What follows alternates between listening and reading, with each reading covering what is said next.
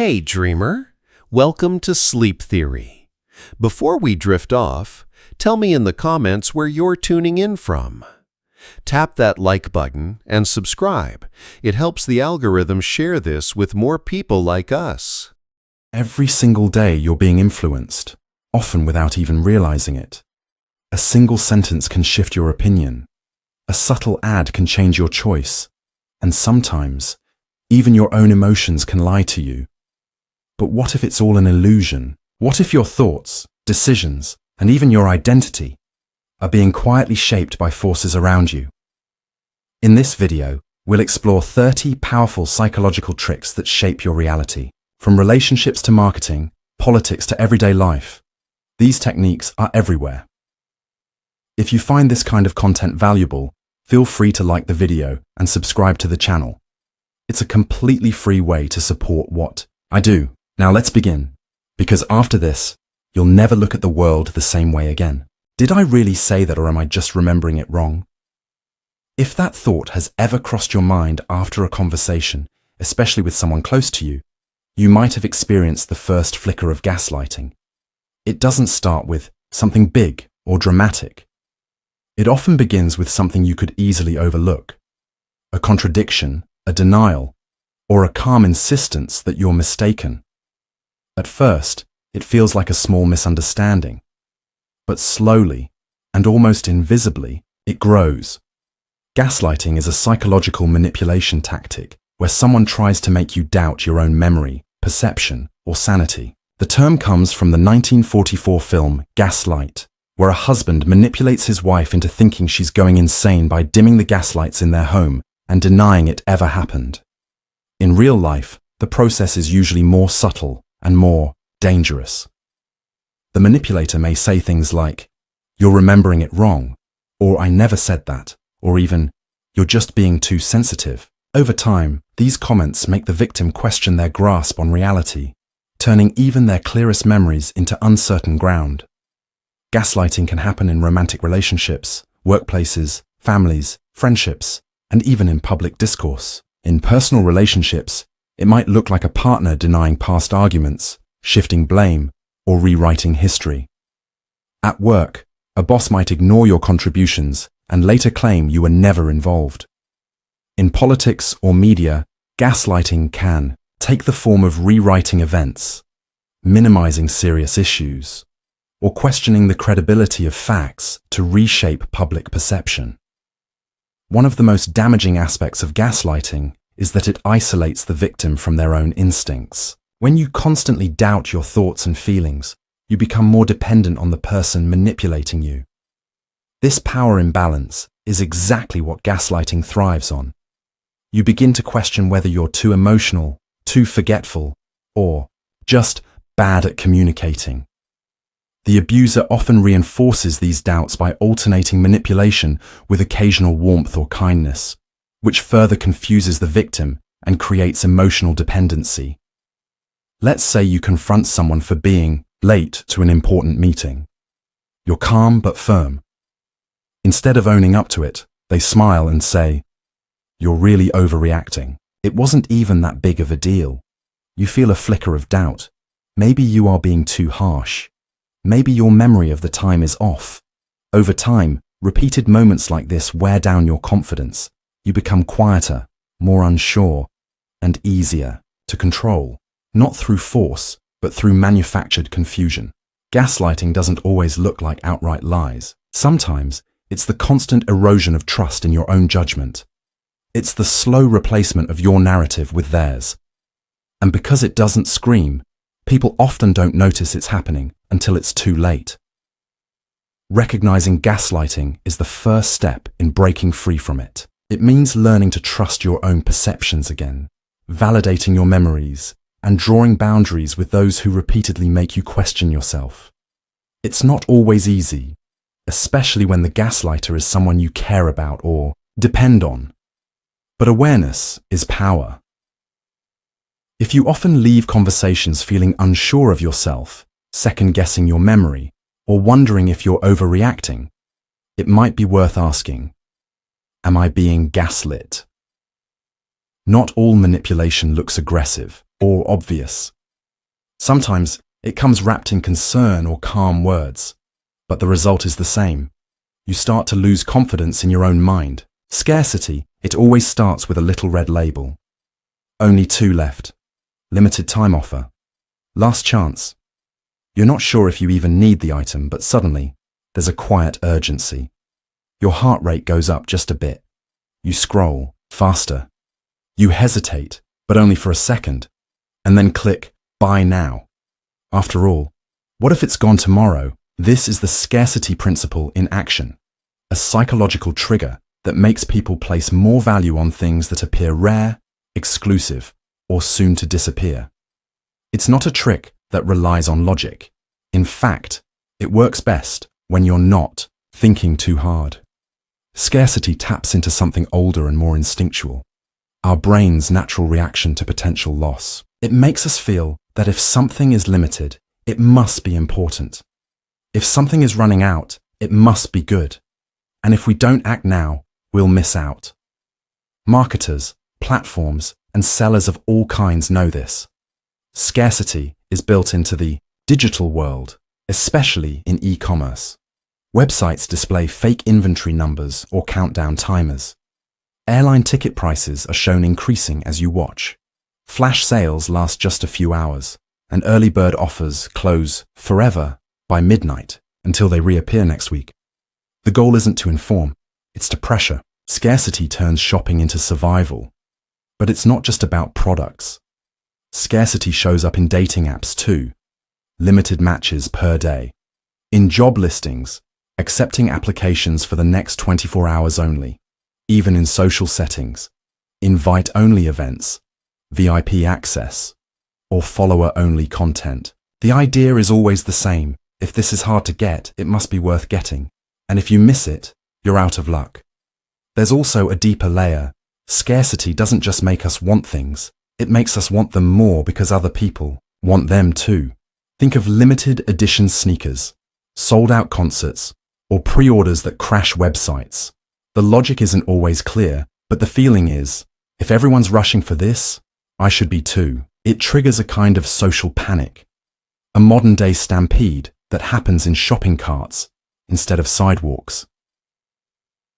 To illustrate how this works in daily life, let's take a quick story. Imagine you're browsing a small online bookstore. You see a book you've never heard of. It's not on your wish list. It's not a genre you usually read. But next to the price, there's a red message. Only one left in stock. You pause. The cover looks interesting.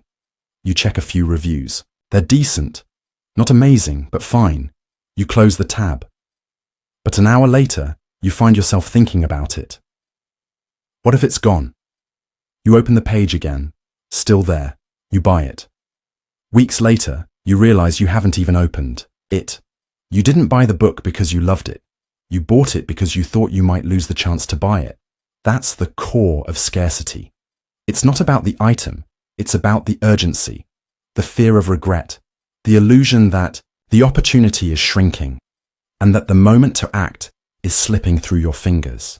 It overrides your normal decision-making. It makes you feel like you're chasing value, when really, you're chasing the clock.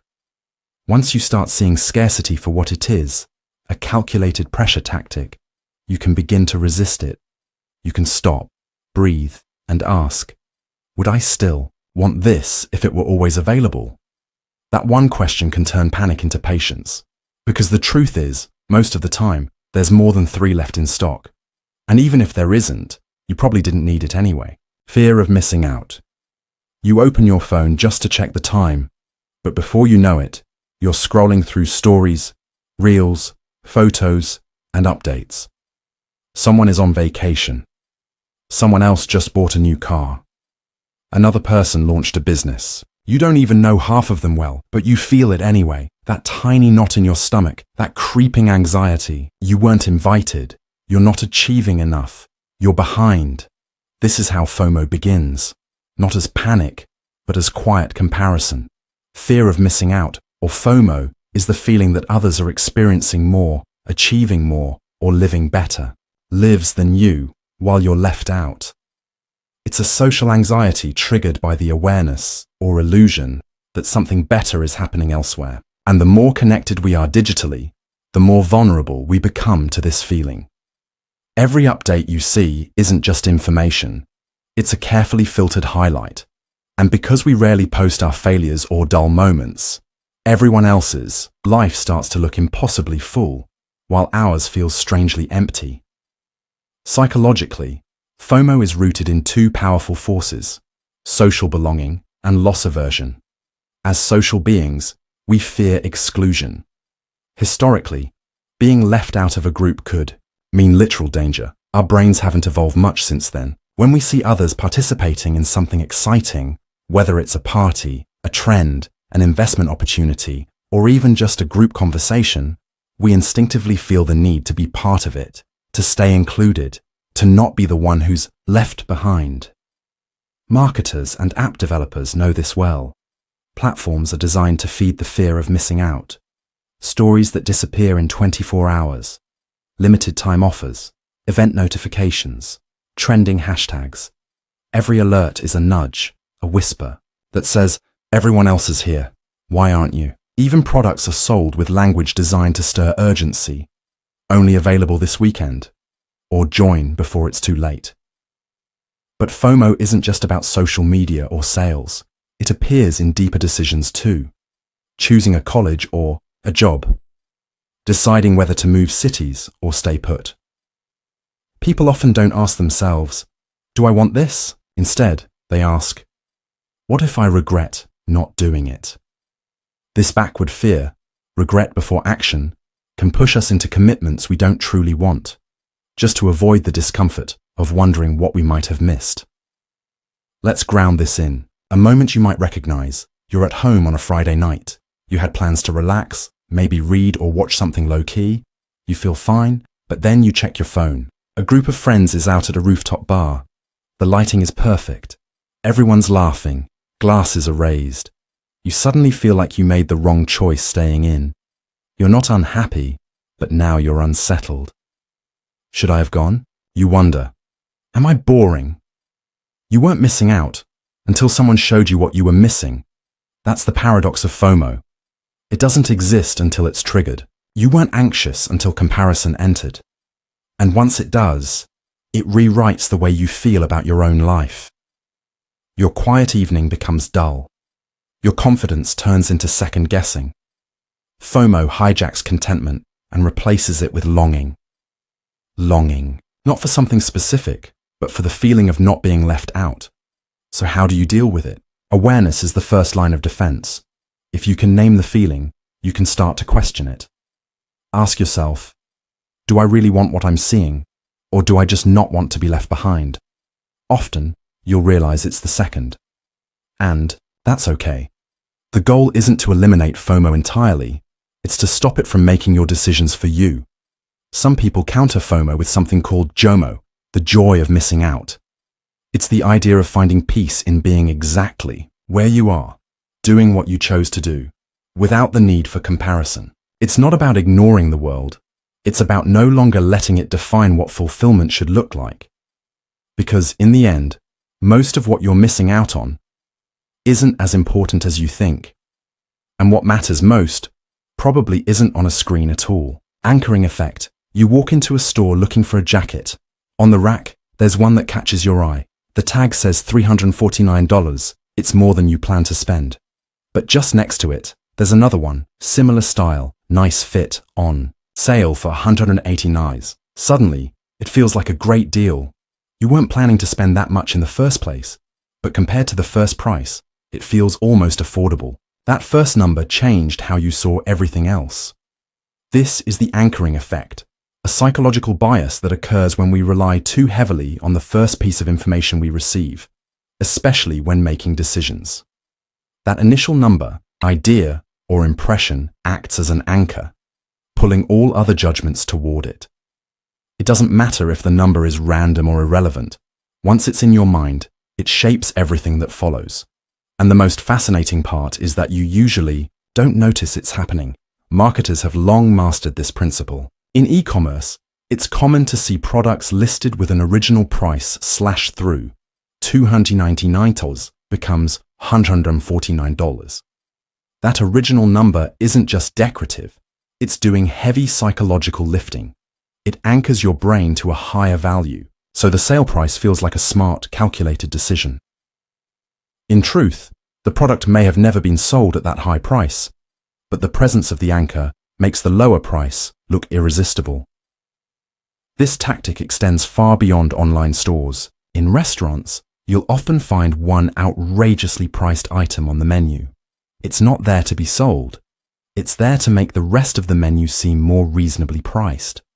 In subscription plans, companies list 3 options: basic, standard, and premium. The premium plan is usually anchored with a high price and filled with features you don't need. But its presence makes the middle plan feel just right. It's called the Goldilocks effect, and anchoring plays a central role in how it's perceived. Anchoring also influences non-monetary decisions. In salary negotiations, for example, whoever throws out the first number gains an advantage. If a hiring manager says, "We're thinking around $45,000, that figure becomes a mental reference point. Even if you were hoping for more, you may negotiate higher, but your counteroffer will likely still hover around their original anchor. Research shows that even numbers with no connection to the topic, like a random spin of a wheel, can affect people's guesses and decisions. That's how irrational and how automatic this bias can be. Let's consider a more relatable scenario. You're browsing for a new phone online. You see a flagship model for $1,199. It's sleek, powerful, and completely out of your budget. You keep scrolling and find a mid-range model for $749. Still expensive, but somehow it feels more reasonable. Then you find a basic model for $390. Now that seems like a bargain. But if you had seen the $399 option first, before any anchors, you might have felt differently. Without the context of the higher prices, that lower one might have still seemed steep. The order in which you saw the numbers changed your perception of value. Anchoring doesn't just affect purchases.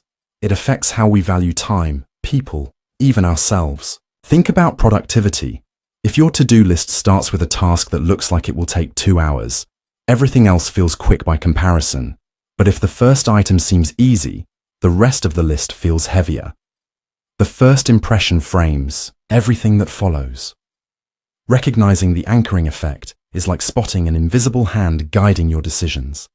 It doesn't mean you'll stop being influenced by it entirely, but it gives you the power to pause. When faced with a big choice, ask yourself, what's the first number or idea I encountered? Is it really relevant, or just the first thing I saw? By identifying the anchor, you give yourself room to step back and assess the situation more rationally. Anchoring isn't about deception, it's about context. But when that context is carefully controlled by others, your judgment can be nudged in ways that feel natural, even inevitable. The real trick isn't avoiding anchors altogether. It's knowing when you've been tied to one without realizing it. Social proof. You're walking through a new city, hungry and unfamiliar with the area. You pass 2 restaurants. One is almost empty, a few lonely tables by the window. The other is crowded, a short line outside, laughter spilling onto the street. You don't know the menu of either, but instinctively you gravitate toward the busy one. After all, if that many people are there, it must be good, right? That reaction is a textbook example of social proof, a psychological principle where people look to the behavior of others to determine what is correct, desirable, or safe. When we're uncertain about what to do, we look to the group for guidance. If everyone is doing it, we assume it's probably the right thing. Social proof doesn't just influence us. It often replaces our own judgment, especially in unfamiliar or high-pressure situations. This principle is incredibly powerful because it's deeply tied to how humans evolved. In early human history, following the group was often a matter of survival. If others ran from a predator, you ran. If others avoided a certain plant, you didn't eat it. Mimicking the actions of the group became a shortcut to safety. Today, the threats are different, but the instinct remains. In modern life, social proof appears everywhere, often without us noticing. Online reviews, star ratings, follower counts, bestseller labels, view counts, and comment sections. All function as cues to help us decide what has value. YouTube highlights trending videos. Amazon shows you what people also bought. Instagram promotes posts with high engagement. Each of these tools is subtly whispering, "Others liked this, you will too." Businesses deliberately build social proof into their marketing. You'll see slogans like "millions sold," "top rated by professionals," or "as seen on TV." Testimonials from influencers or celebrities serve the same function. Even something as simple as a packed store or long line outside a club signals success. We take other people's attention as evidence of worth. But social proof isn't always accurate. It's reactive, not reflective. Just because something is popular doesn't mean it's good. In fact, many viral trends spread not because of their quality, but because of visibility and repetition. If enough people believe something has value, it often becomes valuable, even if it started as a mistake or a gimmick. There's also a darker side. Social proof can lead to mob mentality, groupthink, and the silencing of dissent. In online spaces, this shows up as echo chambers, when people surround themselves with others who think the same way, reinforcing their beliefs while dismissing or attacking outsiders. In politics, it can cause polarization. In business, it can fuel hype bubbles. The more we defer to the group, the less we stop to ask, is this actually true? Is this right for me? Let's bring this down to a simple, everyday example. You're scrolling through a list of books online. One of them has 16,000 reviews and a 4.8-star rating.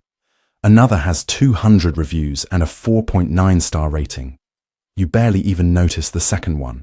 Your eyes are drawn to the more popular choice. It feels tested, safe, endorsed. You buy it without reading too deeply into the content. A few chapters in, you realize it's not your style. It's not that the book tricked you. It's that popularity became the deciding factor more than personal fit. That's the essence of social proof. It gives us permission to act when we're unsure. It's not inherently bad. In fact, it often saves us time and helps us avoid bad experiences. But when it becomes the primary reason we choose something, it can lead us away from our own preferences and values. To resist blind influence, it helps to pause and ask, am I choosing this because I want it, or because others want it? It's a small question, but a powerful one. Sometimes the crowd is right, but sometimes the quieter path, the less followed one, is where what you truly want is waiting. Because not every full restaurant serves great food, and not every empty one is a mistake. Reciprocity: you walk into a store just to browse. A friendly staff member greets you, hands you a free sample of something you didn't ask for: chocolate, perfume, maybe a skincare cream. You smile, thank them, and keep walking. But now, something feels a little different. You weren't planning to buy anything, but you start feeling like you probably should. After all, they were kind. They gave you something. It's only polite to give something back, right? This is the principle of reciprocity. One of the most powerful and universal psychological influences. It refers to our deeply ingrained urge to return a favor, whether we asked for it or not. Across cultures, societies, and age groups, people feel obligated to repay kindness. It's seen as a moral duty, a social rule. And because of this, it can be used as a quiet but effective tool for persuasion. The concept is simple. When someone gives us something, time, help, a gift, or even just attention, we feel a subconscious pressure to balance the scale. We don't want to feel like we owe anyone. Reciprocity creates a sense of social debt, and in the hands of marketers, politicians, and even manipulators, that sense of debt can be used to guide behavior without force. Salespeople often use it intentionally, offering a small freebie, something as tiny as a mint with the bill at a restaurant, can significantly increase the likelihood of a tip. In one study, diners who received a single mint tipped around 3% more. 2 mints, over 14% more. The mint had no real value, but it created the feeling of receiving something extra, something generous. That moment triggers the instinct to give something back. It's not limited to transactions. In daily life, reciprocity shows up in relationships, workplaces, and even online. A friend helps you move furniture, and now you feel like you should help them paint their apartment. A colleague covers for you at work, and suddenly you're staying late the next time they need help. You didn't make a deal, and no one asked for repayment. But the weight of obligation appears anyway. This dynamic can be healthy, even beautiful, when it's mutual and honest. But reciprocity can also be used manipulatively, when the favor is designed not out of kindness, but as leverage. For example, political campaigns might send you a free sticker in the mail, along with a donation request. Charity workers might give you a flower on the street before asking for money. The initial gift feels generous, but it's calculated. It's not about helping you. It's about increasing the odds that you'll say yes. Let's bring this into a realistic moment. You're walking downtown and someone approaches you with a smile and a sample. You accept it politely. As you thank them, they immediately begin a pitch about a product you weren't interested in. You feel slightly cornered. Saying no now feels rude. You're more likely to hear them out, maybe even agree to something small, just to exit the interaction without guilt. That first gift changed the rules of the exchange. It made you feel like you owed a stranger your time. What's important to remember is that the pressure you feel isn't coming from the other person. It's coming from inside you. That discomfort, that quiet push to repay, is internal. And it's incredibly predictable. The key to resisting manipulative reciprocity is awareness. Not all favors come with strings, but some do. The moment you receive something, especially when you didn't ask for it, it's worth asking, do I genuinely want to give something back? Or do I just feel like I should? If it's the second, take a breath. Kindness that demands repayment isn't really kindness at all. Reciprocity is one of the reasons generosity works, but when giving becomes a tactic instead of a gesture, it turns something pure into something strategic. Real giving doesn't expect. Real favors don't invoice you later, and you don't owe anyone anything just because they handed you a mint. Foot in the door technique. One afternoon, you're walking through a quiet neighborhood when someone knocks on your door. They're polite, smiling, and holding a clipboard. We're conducting a short survey on community recycling habits, they say. Would you mind answering just 2 quick questions? It sounds harmless, even helpful. You agree. It takes less than a minute. You feel good for participating. A week later, the same organization comes back. This time, they're asking if you'd be willing to place a sign in your yard promoting a local environmental campaign. You hesitate, but you already said yes once, so almost without thinking, you agree again. What just happened is a textbook example of the foot in the door technique, a classic and widely used method of persuasion that starts with a small request and builds toward a larger one. The idea is simple. Once someone has agreed to a small, low-effort action, they are far more likely to agree to a bigger request later. That first yes opens the psychological door, making it harder to close the next time. This principle was first demonstrated in a famous experiment in the 1960s. Researchers went to a group of homeowners and asked them to place a large, ugly, "Drive carefully" sign in their front yards. Most refused. But when they first asked a different group to sign a small petition supporting safe driving, a much smaller ask, then came back 2 weeks later with the same sign request, a significantly higher number agreed. The difference wasn't the request itself. It was the path that led there. The technique works because of a few interconnected psychological forces. First is our desire for consistency. People like to see themselves as stable and coherent. If you agree to a small action, say answering a survey, you start to view yourself as helpful or involved. Later, when a larger request is made, saying no feels like contradicting your own identity. The second force is momentum. Once we start something, we're more likely to keep going. A single step sets a direction, and that direction shapes what follows. You see this tactic used everywhere, especially in marketing and social influence. Think of websites that ask for your email in exchange for a free download. Later, they send a discount, then a limited time offer. By the time they ask for a purchase, you've already taken several small steps toward engagement. You're more likely to comply, not because of the product, but because you're already in the process. Social movements use this too. First, they ask you to sign a petition. Then, they ask you to attend an event. Then, to donate. Politicians ask for a simple follow or a share. Then, maybe a small contribution. The foot in the door is rarely loud or aggressive. It's calm. It's reasonable. And that's why it works so well. Let's go back to a real-world example. You're at home, browsing a video platform. A creator pops up asking, "If you enjoy this, please like the video." It's a small passive action. You click like. A few videos later, they ask you to subscribe. You've already liked a few. Subscribing feels natural. Soon after, you're watching longer videos, leaving comments, maybe even supporting them on another platform. You didn't plan to do any of it, but the first yes set it all in motion. The foot in the door technique isn't inherently manipulative. It can be used ethically to build habits, grow communities, or encourage involvement in positive causes. But it's important to be aware of when it's happening to you. Ask yourself, did I really want to say yes to this?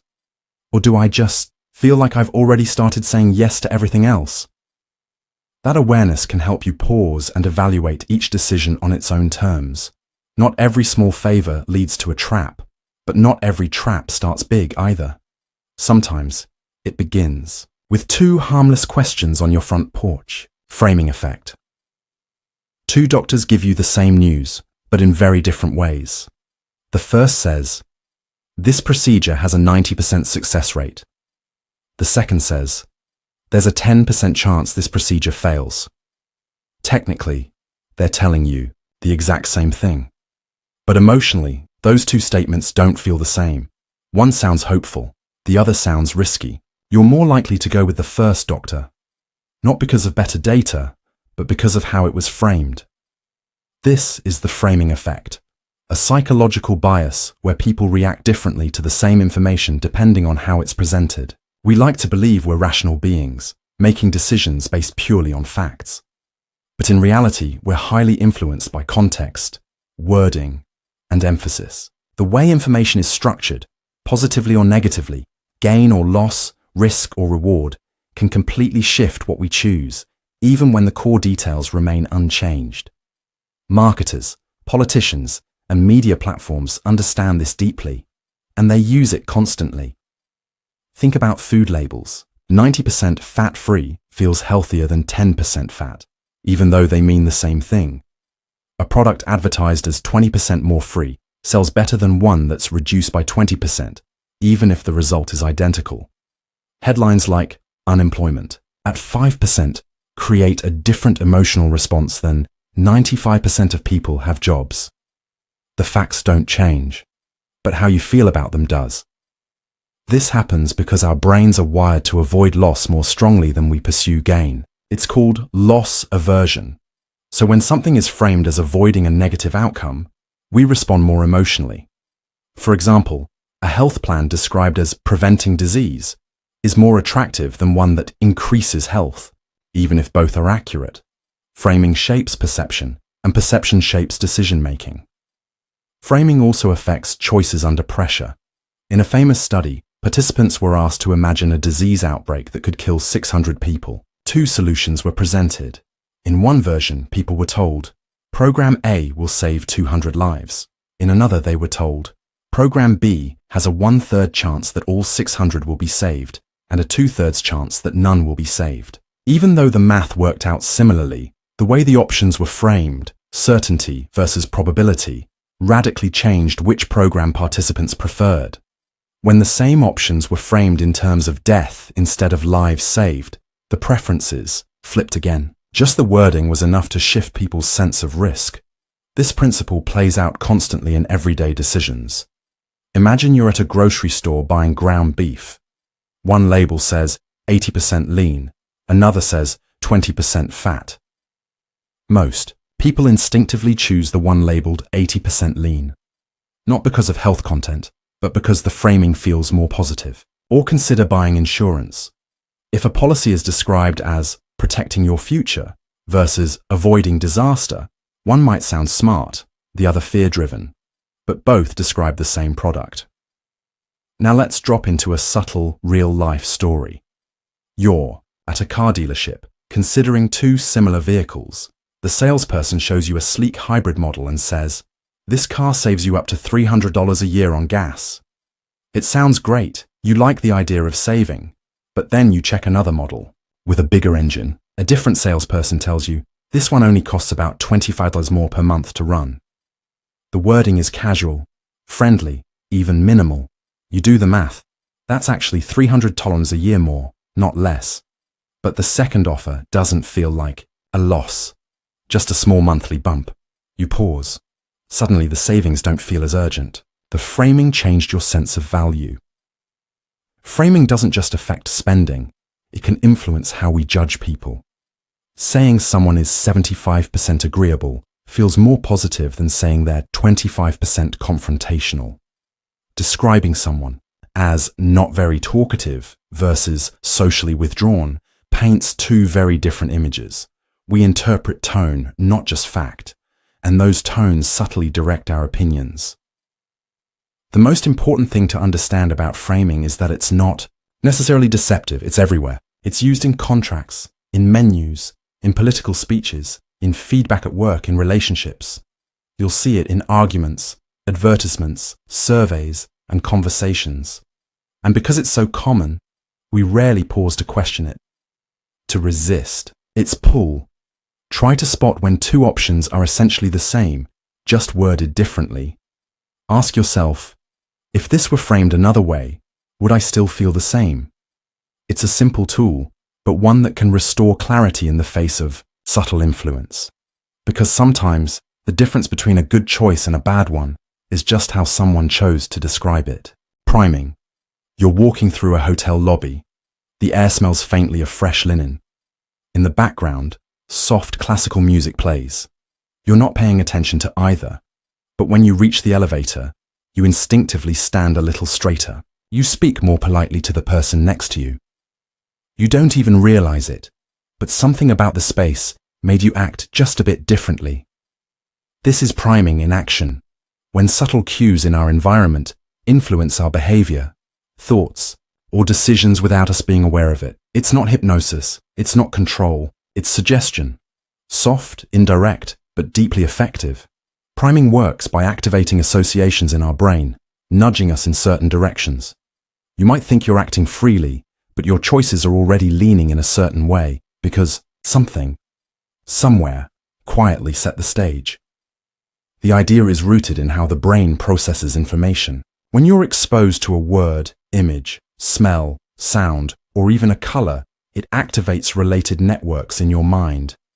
That activation makes connected concepts more accessible and more likely to shape your thoughts and behavior in the moments that follow. The influence is subtle but powerful. In one classic study, participants were asked to unscramble sentences. For one group, the words included polite, patient, and respect. For the other group, the words included rude, aggressive, and interrupt. After finishing, they were told to wait outside the experiment room. The participants primed with rude words interrupted the researcher much sooner than the ones primed with polite ones. No one told them how to behave, but the words they saw a few minutes earlier shifted their decisions. Priming happens constantly, in marketing and design. A luxury brand uses black and gold in its ads, not because those colors are magical, but because they're culturally associated with elegance and exclusivity. Health food brands use green, earth tones, and rustic fonts to signal natural or wholesome. None of this is stated outright, but it shapes your perception. You feel like you're making a reasoned choice, but your emotional brain has already tilted the scale. Even music primes us. In grocery stores, slow music leads shoppers to spend more time and often more money. Fast music increases urgency and speeds up shopping behavior. In restaurants, classical music leads people to order more expensive dishes, even if nothing else changes. You're not reacting to the food, you're reacting to the atmosphere. Let's walk through a subtle but familiar example. You're filling out a job application online. At the top of the page, there's a banner that says, "We value excellence, innovation, and leadership." You read it quickly, maybe even ignore it. But by the time you're writing your personal statement, you find yourself using words like motivated, driven, and creative. Not necessarily because those are the most accurate, but because your brain has been nudged to speak that language. The priming worked. The company didn't ask you to say those things. They simply planted the right ideas. Priming isn't always visual or verbal. Even physical sensations can influence you. Holding a warm cup of coffee can make you judge a stranger as being more friendly and trustworthy than if you were holding something cold. Sitting in a hard chair can make you negotiate more aggressively. These effects are small, but consistent. They're happening beneath awareness. Of course, priming isn't mind control. It doesn't override your free will, but it does tilt the floor slightly, and that tilt adds up over time. When you're constantly exposed to certain cues, whether it's in your social feed, the news you consume, or the environments you frequent, they begin to shape the kinds of thoughts you have, even the kinds of decisions you make. So how do you protect yourself from being unconsciously primed? Awareness is the first step. If you know your environment is filled with cues, be it music, color, language, or imagery, you can start questioning the automatic responses they provoke. Before you make a decision, ask, what am I responding to right now? Is it the facts, or is it the feeling something created for me? Because sometimes the most persuasive voice in the room is the one you didn't even hear. Mere exposure effect. You're listening to the radio and a new song comes on. At first, it doesn't do much for you. It's fine, nothing special. A week later, you hear it again, then again, and again. You start humming the chorus in the shower. You catch yourself tapping along in traffic. Before long, you don't just like the song, you love it. What changed? Not the song. You just got used to it. This is the mere exposure effect, a psychological phenomenon where people tend to develop a preference for things simply because they are familiar with them. It doesn't matter whether the thing is objectively better or more interesting. The more often you see, hear, or encounter something, the more you tend to like it. The effect isn't about logic, it's about comfort. Repetition builds trust, and trust builds preference. The term was first coined by psychologist Robert Zajonc in the 1960s.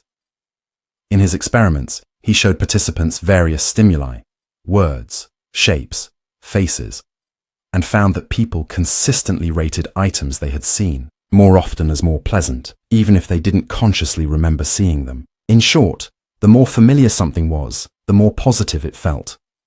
Marketers and advertisers love the mere exposure effect. It's why you'll see the same commercial multiple times in a single day.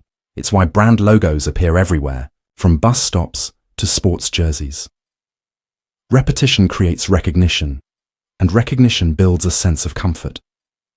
That comfort translates into trust, and trust turns into buying decisions. You don't have to be convinced something is the best. If you've seen it more, your brain already leans toward it. This effect also explains why we often stick to the same brands, even when alternatives exist.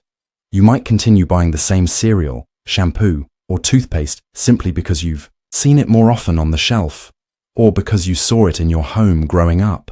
Familiarity breeds loyalty, even when no deep emotional connection exists. But it's not just products.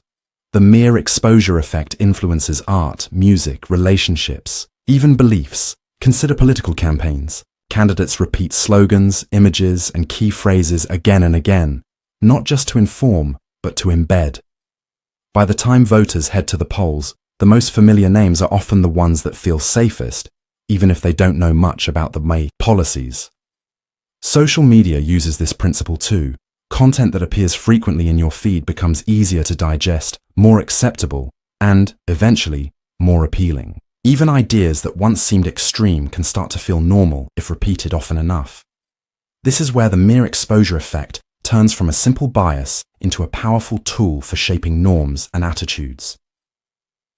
Let's walk through a subtle but very real scenario.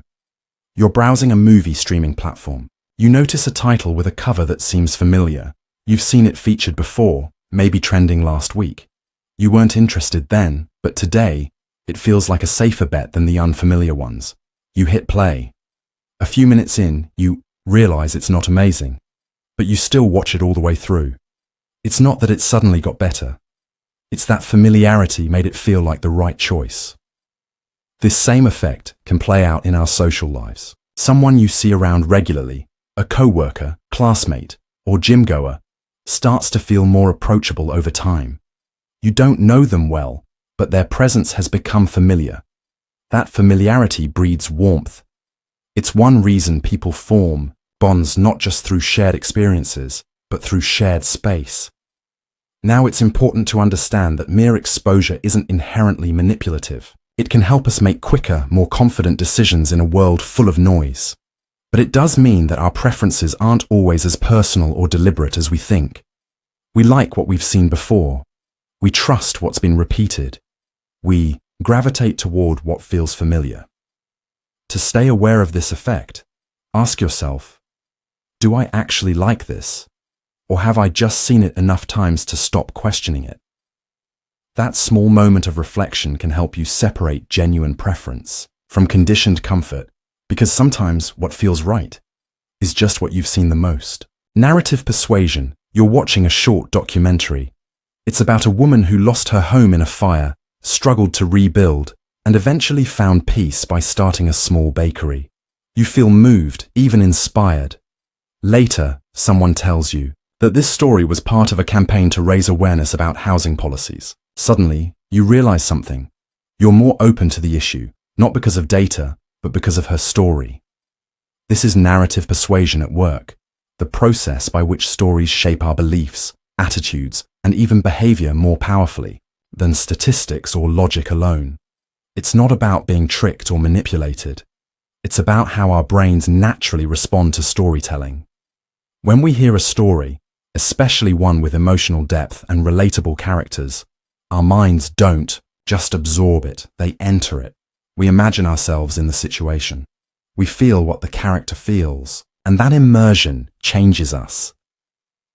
Cognitive science has shown that stories activate multiple regions of the brain, not just the language centers, but the sensory and emotional areas too. When you hear about someone running, your motor cortex lights up. When you hear about a difficult decision, your emotional processing regions engage. In essence, stories trick your brain into experiencing something as if it's real. And because of that, the lessons we draw from stories often stick much longer than raw facts ever could.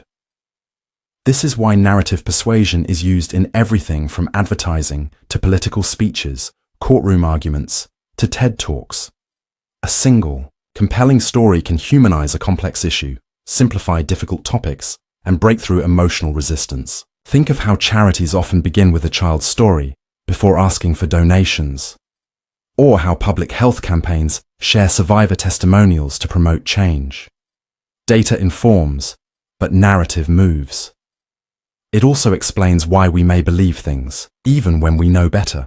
A gripping personal anecdote can outweigh broader statistics in our minds. You might know that flying is safer than driving, but after hearing one vivid plane crash story, you start to feel anxious about your next flight. The story left a deeper mark than the numbers. Let's take a closer look at how this plays out. In everyday life, you're scrolling on social media and come across a post. It starts with a photo of a man standing next to his bike. The caption tells a story. He lost his job, couldn't afford transportation, and started biking 12 miles a day to work. A stranger noticed, gifted him a better bike, and now he's building a life again. You finish the post, heart warmed. Without realizing it, you've just accepted a broader idea that people can overcome hardship with a little help. You might even be more inclined to donate, volunteer, or share the post. Not because you saw statistics about poverty, but because one story brought it close to you. Narrative persuasion works so well because it lowers our defenses. When someone makes a direct argument, our brains tend to push back. We weigh pros and cons, we scrutinize. But when we hear a story, we let our guard down. We're not being told what to think. We're being shown a world and invited to feel it. That soft entry is what makes stories so effective. Of course, like any persuasive tool, narrative can be used for good or for manipulation. Stories can distort as easily as they can clarify. A well-told anecdote can make a weak idea seem compelling. One emotional account can make us forget that it's not the whole picture. That's why it's important to pause and ask, is this one person's experience, or does it represent something broader? But rejecting stories entirely would mean ignoring one of the most ancient and effective ways we make sense of the world. Humans are storytelling animals. Before we had books, science, or spreadsheets, we had myths, parables, and shared memories. Stories help us remember. They help us care. To think critically in a story-driven world, you don't need to resist the story. You need to see it. Ask yourself, what is this story trying to make me feel? What is it trying to make me believe? That kind of reflection won't break the spell, but it will give you space to understand what the spell is doing. Because in the end, facts may win arguments, but stories win hearts. And sometimes, that's what changes everything. Conformity. You walk into a room where a group of people is taking a test. The questions seem straightforward, simple visual comparisons. But after a few rounds, something strange happens. Everyone in the group starts giving the same, obviously, wrong answer. You pause. You know it's incorrect, but now you're unsure. Are you missing something? Should you go along with them? You hesitate. And then you say the same wrong answer too. This isn't a hypothetical. It's a real experiment, one of the most famous in psychology, designed to test the power of conformity. In the 1950s, researcher Solomon Asch showed how ordinary people, when placed in a group where everyone else intentionally gave wrong answers, would often conform, even when they knew the group was wrong. The pressure wasn't overt. No one threatened or rewarded them. It was simply the quiet, invisible pull of wanting to fit in. Conformity is one of the most powerful social forces we experience. It's the instinct to match our behavior, beliefs, or appearance to those around us. And most of the time, it operates without us even realizing it. From the clothes we wear, to the words we use, to the opinions we share in a group, conformity shapes much of how we move through the world. Psychologists identify two main types of conformity. The first is normative conformity, which is driven by a desire to be liked or accepted. This is the reason we laugh at jokes we don't find funny, or agree with a group to avoid being the odd one out. The second is informational conformity, which is driven by a belief that the group might actually know better. This happens when we're unsure or insecure about a situation, and we assume that others have more accurate knowledge. Social media has amplified both types dramatically. Platforms reward trends, repetition, and group alignment. You see a certain opinion gaining thousands of likes or retweets. You weren't sure what you thought before, but now it seems obvious.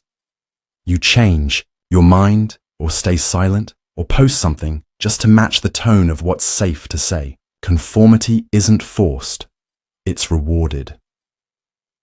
Let's take this into an everyday setting. You're in a meeting at work. A proposal is being discussed. You're not convinced it's the right move, but everyone else is nodding in agreement. One person praises the idea. Another builds on it. You feel that twinge of hesitation. Should you speak up? Should you challenge it? Or should you just smile and move on? You choose the latter, not because you changed your mind, but because going against the group felt uncomfortable. That's conformity. It doesn't change what you know, it changes what you show. The effects of conformity aren't always negative. It's a glue that holds societies together. It helps us learn social norms, cooperate in groups, and reduce conflict. A degree of conformity allows people to live in shared spaces without chaos. But when conformity becomes automatic, when we stop thinking critically or suppress our own perspectives just to fit in, it becomes a barrier to progress, creativity, and honesty. This is especially risky when group norms are toxic, biased, or simply wrong. History offers many examples. groups going along with harmful ideologies, unethical decisions, or dangerous practices because no one wanted to be the dissenter. The logic becomes circular. Everyone agrees, so I must be wrong. And if I speak out, I'll be alone. That fear silences individuals who might otherwise speak truth. It takes courage to resist conformity. But that courage begins with awareness. The next time you agree with a group, pause and ask yourself, do I truly believe this? Or am I just trying not to stand out? That question doesn't mean you have to rebel. It simply means you're choosing consciously, not automatically. Because fitting in can feel safe, but thinking for yourself is what makes you free. Authority bias. You're in a hospital waiting room. A man in a white coat enters and speaks with confidence. You assume he's a doctor. He tells you to fill out a form, then suggests a specific treatment. You don't ask if he's licensed or whether he's actually a doctor. You just nod. He looks the part. He sounds like he knows what he's doing. So you follow.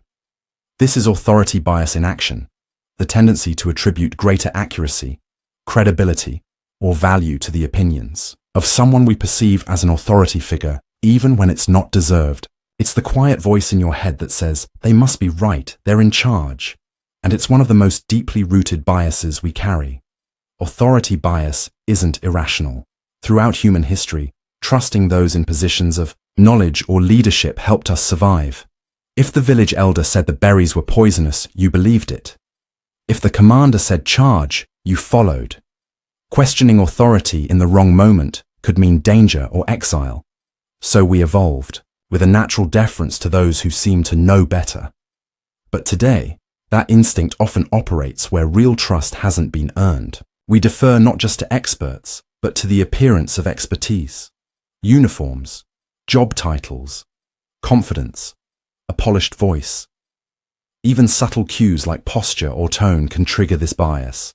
And once activated, we're more likely to accept claims without scrutiny, overlook errors, and follow instructions, even when they go against our own judgment.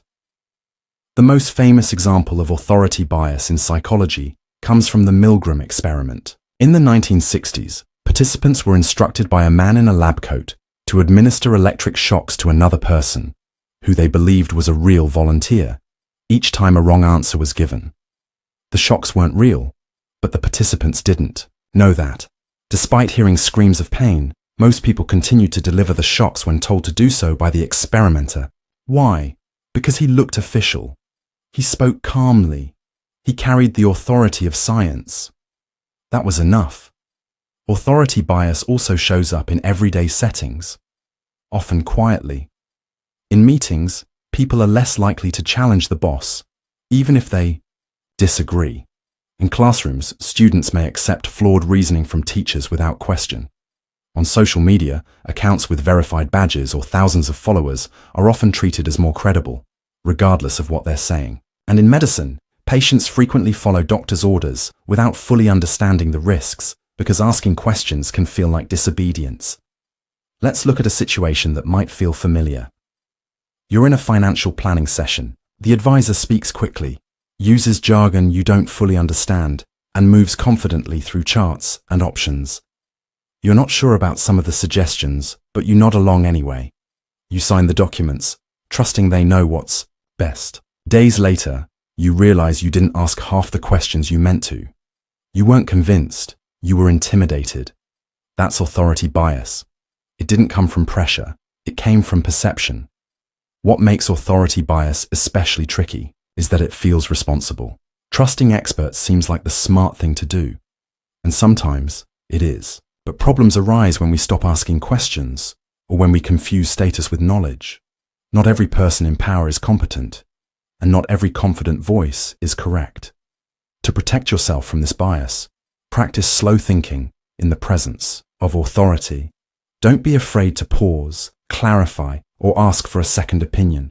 Remind yourself, respecting someone's position doesn't mean suspending my judgment. A good expert welcomes questions. A true leader explains, rather than commands, because blind obedience might feel efficient, but thoughtful questioning is how we protect our autonomy. Decoy effect. You're at the movies, standing in front of the concession stand. The small popcorn costs $3, the large is $7, but there's also a medium for $6.50. Suddenly, the large seems like a much better deal. For just 50 cents more, you get way more popcorn. So, you pick the large. What you don't realize is this: you weren't deciding between small and large. You were reacting to the presence of the medium, and that's exactly what it was there for. This is the decoy effect, a cognitive bias that causes people to change their preference between two options when a third, less appealing option is introduced. The decoy isn't meant to be chosen. It's meant to make one of the other two options look much more attractive by comparison. Marketers use this all the time, especially when pricing products. Let's say you're deciding between two subscription plans, one basic, one premium. Maybe you're unsure, leaning toward basic because it's cheaper. Then a third plan appears, right between the two. It's only slightly cheaper than the premium, but with significantly fewer features. Now, the premium plan seems like a smart, high-value choice. Nothing about the premium changed, but the way you perceive it did. The decoy effect works because humans are terrible at evaluating value in isolation. We don't often ask, is this worth the price on its own? Instead, we compare. And, in comparisons, context is everything. The decoy gives us a new context. It subtly reshapes how we judge the other options, anchoring us toward what the seller wants us to pick. It's important to understand that this effect doesn't just influence pricing. It shows up in how we choose restaurants, electronics, travel packages, and even people. In dating apps, for instance, you might feel drawn to someone not because of their profile alone, but because the previous one seemed much less appealing. The contrast enhances the impression. We don't just like things, we like them more than something else. Let's ground this in a familiar example. You're shopping for a new tablet. One model is $299 with decent features. Another is $499 with a better screen, faster processor, and more storage. It feels expensive. Then you see a third version, priced at $479 with the same screen as the cheaper model and half the storage of the expensive one. Suddenly, the $499 model feels like a steal. It wasn't your first choice, but now it seems obvious. What changed wasn't your need. It was the lineup. This tactic is so effective that it's taught in business schools and built into pricing strategies across industries. Online platforms structure their plans deliberately: basic, standard, and best value. That middle tier, the decoy, isn't there to compete. It's there to push you toward the top. And it works, often without us noticing. The key feature of a decoy is asymmetry. It's not a random third choice. It's designed to be clearly worse than one option and not meaningfully better than the other. It makes the target look smart, rational, and balanced. You feel like you're making an informed decision, when in reality, you've been gently steered. To resist the decoy effect, slow down the comparison process. Ask yourself, if this third option weren't here, which one would I choose? Remove the decoy mentally. Rethink the decision based on your actual needs, not how things are framed. It also helps to zoom out. Do you even need the top-tier product? Or are you reacting to how it's being presented? Many upsells, especially in tech and travel, rely on the illusion of value through contrast, not real functionality. Because when every option is placed to guide your choice, the question isn't which one is best. The real question is, who decided what your options should look like in the first place? False dilemma. You're watching a debate and one speaker says, we either raise taxes or we let the economy collapse. There is no other way. It's a dramatic statement, clear, urgent, and easy to remember. But there's a problem. It's a false dilemma. The speaker has presented two extreme options and erased everything in between. And yet, to the audience, it feels like those are the only choices that exist. The false dilemma, also known as the false dichotomy, is a logical fallacy where a complex situation is framed as having only two possible outcomes. It simplifies reality into a binary, this or that, right or wrong, with us or against us. And the more emotionally charged the context, the more effective the illusion becomes. Politicians use this tactic often. It allows them to reduce debates into sides, to rally supporters by creating an enemy. Either we tighten our borders, or we risk total chaos. Either you support this policy, or you don't care about safety. These statements don't invite discussion. They shut it down. They make it seem like any alternative is either naive or dangerous. But the false dilemma isn't just a tool of rhetoric. It's something we internalize in our own lives. You might think, either I succeed at this job, or I've failed at life. Or, either I forgive them completely, or I cut them out forever. These mental traps don't reflect the full picture. They reflect the emotional pressure to make decisions quickly, with certainty. And certainty often feels safer than complexity. Marketers also use false dilemmas. Buy this now, or miss out forever. Switch today, or stay stuck. These aren't real threats. They're psychological nudges, framed to eliminate nuance and accelerate decision-making. By making the alternative sound unacceptable, the offered path feels like the only rational one. Let's take a closer look at a common example.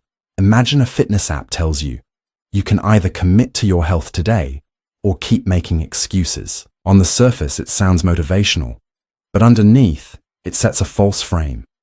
What about people trying in small steps? What about those facing mental or physical limitations? The message isn't wrong because health is unimportant. It's wrong because it denies the middle ground. It forces a choice between perfection and failure, and that's not how real life works. The power of false dilemmas lies in their simplicity. Humans crave clarity. In a world full of uncertainty, being told there are only two doors, one good, one bad, feels comforting.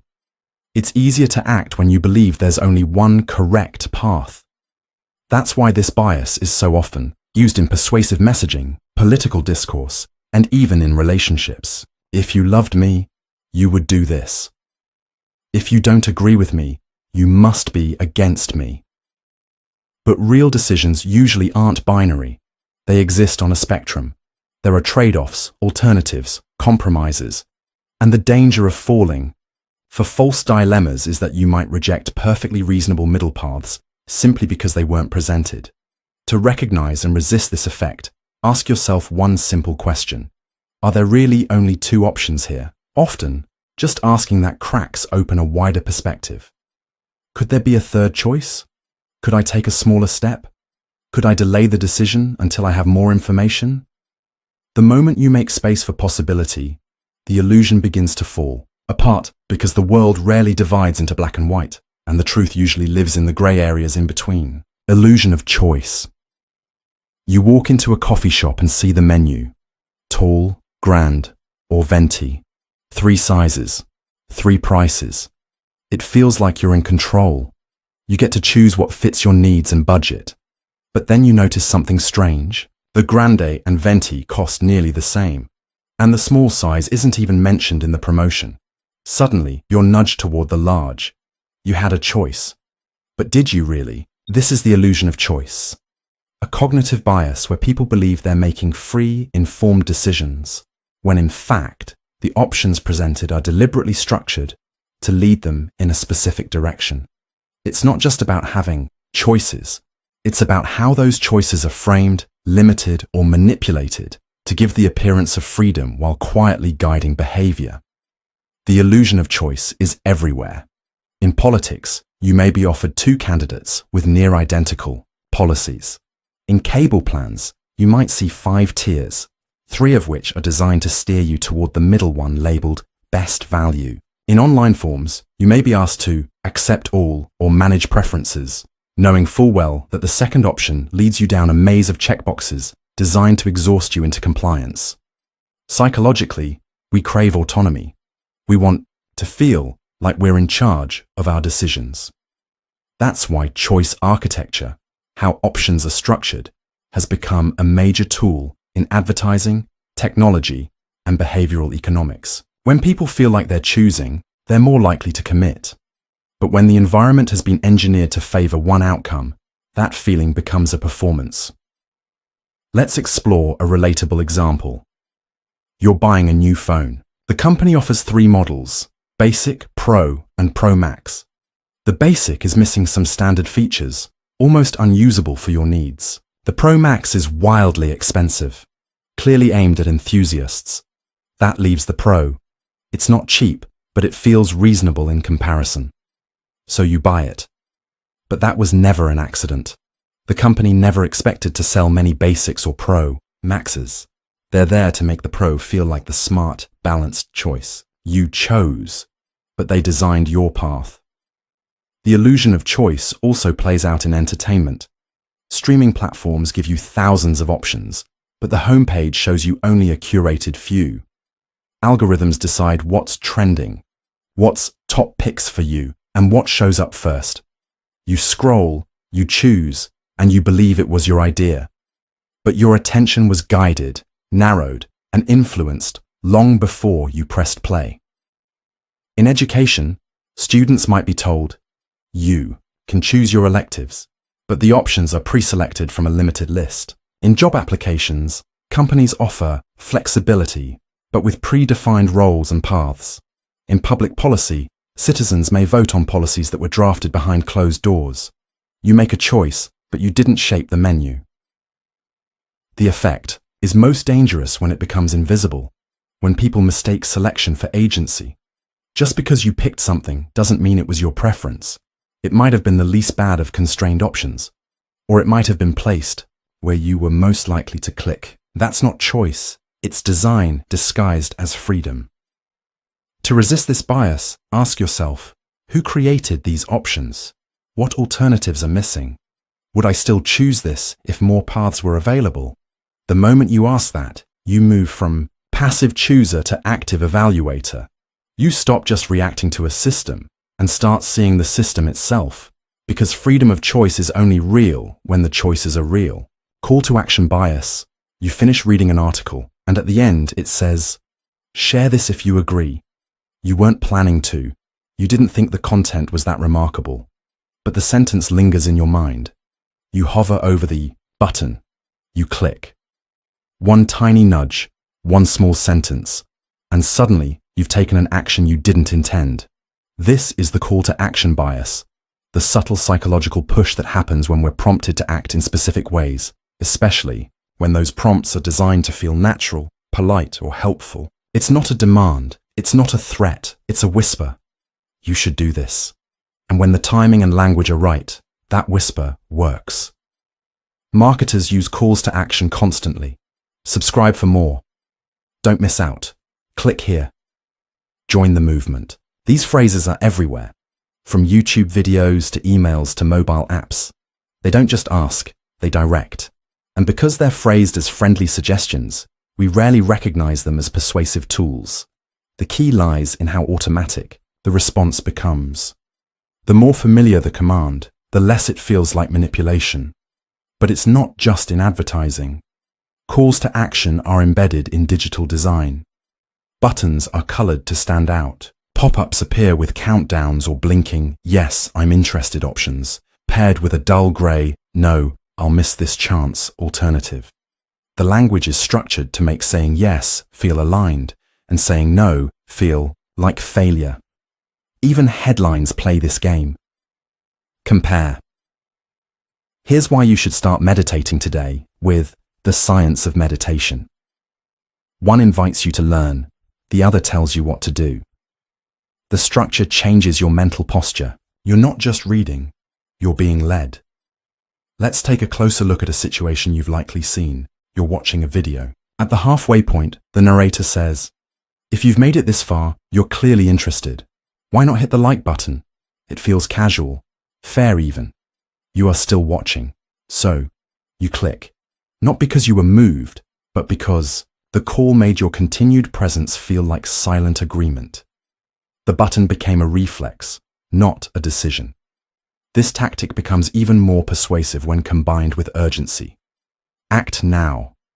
Only a few hours left. Secure your spot. Today. These phrases don't just suggest, they tap into scarcity, pressure, and FOMO. They frame inaction as loss. And in the face of potential loss, most people act, sometimes without questioning why they're being pushed in the first place. Social causes and political movements use this too. Add your name. Take a stand.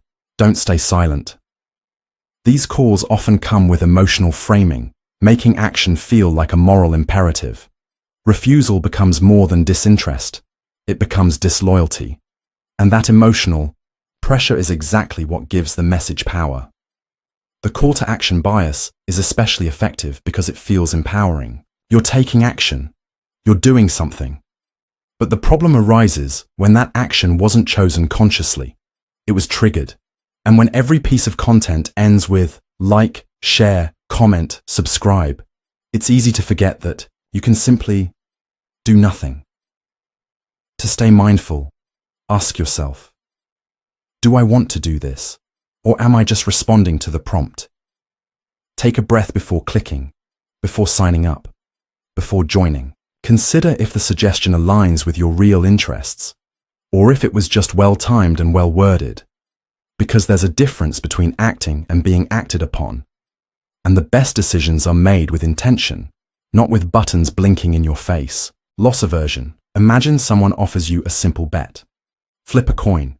If it lands heads, you win $100. Tails, you lose $100. Most people hesitate. Some decline. Now imagine the offer changes. If it's heads, you win $150. Tails, you still lose $100. The odds are in your favor now, but it still feels risky. Why? Because for most of us, the pain of losing something is psychologically stronger than the pleasure of gaining the same thing.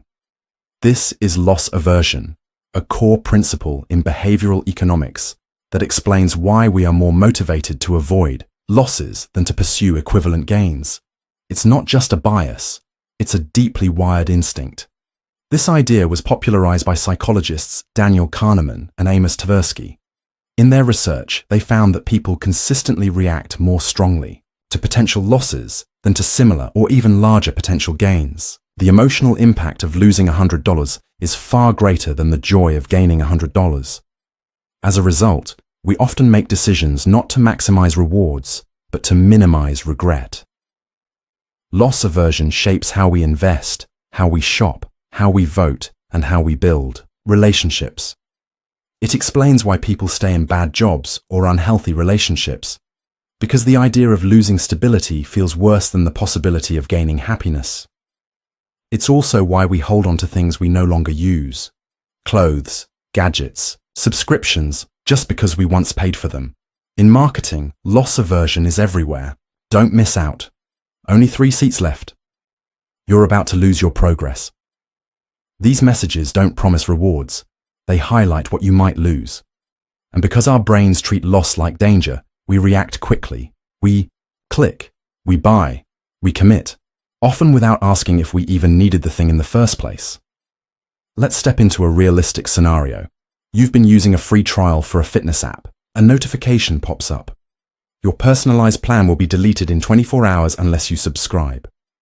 You weren't planning to pay, but now it feels like you're losing something you built, even if you haven't used it much. You subscribe. Not because you're excited about the features, but because you don't want to lose what you feel like you already own.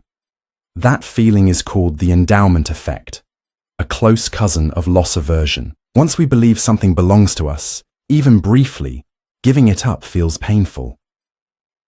Loss aversion also fuels our risk avoidance in decision-making. In investing, for instance, people will often hold on to losing stocks for too long, not wanting to lock in the loss, while quickly selling winning stocks to take profits. It feels safer. But ironically, that instinct often leads to worse financial outcomes. In relationships and negotiations, we see the same pattern. People will sometimes agree to unfair terms just to avoid losing a deal. Or they'll refuse to compromise, not because they expect a better result, but because giving something up feels like weakness. The fear of losing becomes more powerful than the desire to improve. To manage loss aversion, it helps to reframe decisions. Instead of asking, "What might I lose?" try asking, "What might I gain if I let go?" Consider opportunity cost, not just what you're losing, but what staying stuck is costing you. Sometimes, what feels like loss is actually space being cleared for something better. And remember, Not every loss is dangerous. Not every letting go is failure. In truth, clinging to what we already have, just because we fear the feeling of losing, is one of the biggest ways we stay small, safe, and stuck. Because life isn't just about holding on. Sometimes, it's about learning what's truly worth keeping. Cognitive dissonance. You buy an expensive fitness tracker. A week later, you realize you barely use it. Deep down, you know it wasn't a necessary purchase. But instead of admitting that, you find yourself saying, well, it motivates me just by being on my wrist. You've changed the meaning of the purchase, not to fool others, but to convince yourself. That moment is cognitive dissonance. The discomfort we feel when our actions, beliefs, or values contradict each other. Rather than sit in that discomfort, we resolve it by changing one side of the equation. How we think, how we justify, or how we remember. It's not lying. It's emotional balance. The theory was first introduced by psychologist Leon Festinger in the 1950s. He discovered that people will go to surprising lengths to maintain internal consistency. When reality doesn't match the image we hold of ourselves, we feel tension. And the brain doesn't like tension. It wants alignment, even if that means bending logic or memory just a little.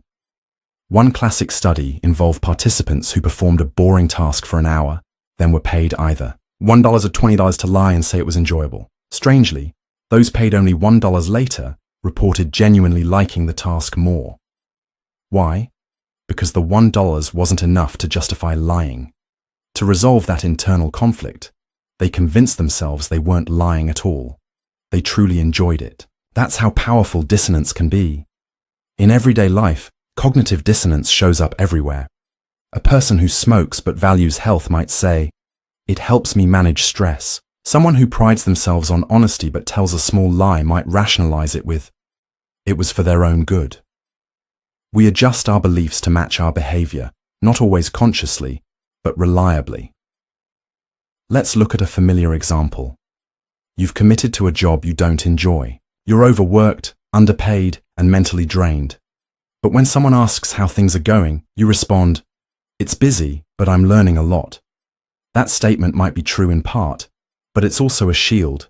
You're protecting yourself from the sting of feeling stuck. Instead of facing the contradiction, "I don't like this, but I'm staying," you soften the edges. You make the situation make sense. We do this in relationships too. We may stay with someone who mistreats us, but reframe it. They're going through a lot. We invest time, money, or energy into a project we no longer believe in.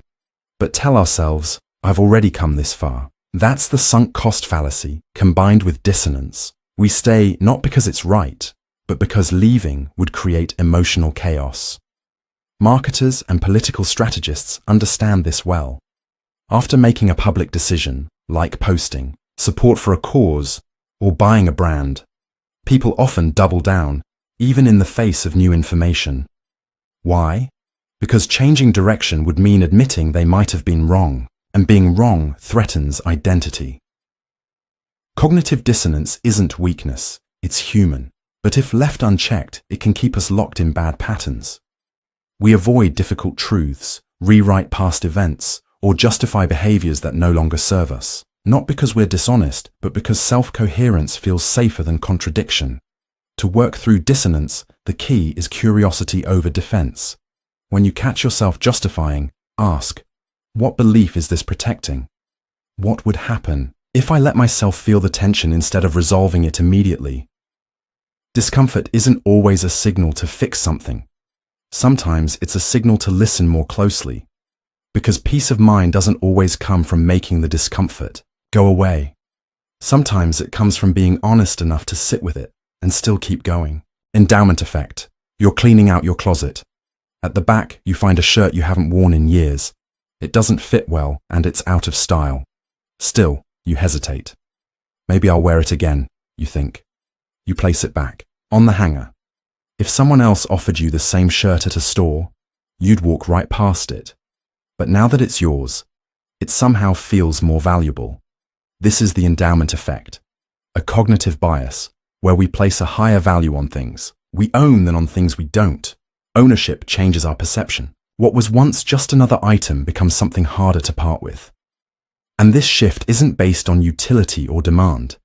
It's based on attachment, however subtle. The endowment effect is deeply linked to loss aversion.